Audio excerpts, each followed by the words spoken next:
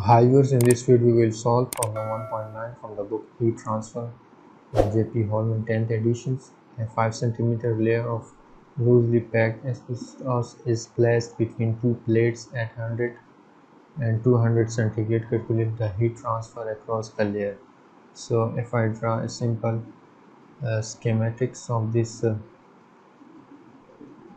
statements, so inside this layer, this is layer 1, that is at 100 centigrade, and this is layer 2, that is at 200 centigrade. So the heat transfer takes place from 200 to 100 centigrade, and inside this between these two layers there is asbestos is placed, that is, and its thickness is 5 centimeter. So what is the temperature difference that is given? That is 100 centigrade, so 200 minus 100, and it is 100 centigrade. Next is the thickness, that is 5 divided by 100, so it will convert into meter, that is 0.05 meter.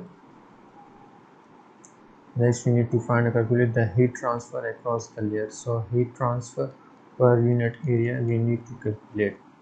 So from the Fourier law of heat conduction we can say that heat transfer is equal to Ka, temperature difference, divided by its thickness. So divide both sides with A, because we need to find heat transfer per unit area. So the heat transfer per unit area you will get, that is thermal conductivity change in temperatures divided by thickness. Now put the values. What is K?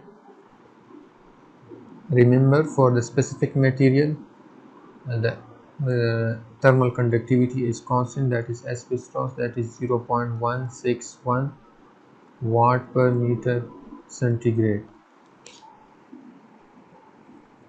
0.161 multiplied by the temperature difference, that is 100, divided by the thickness, that is 0.05.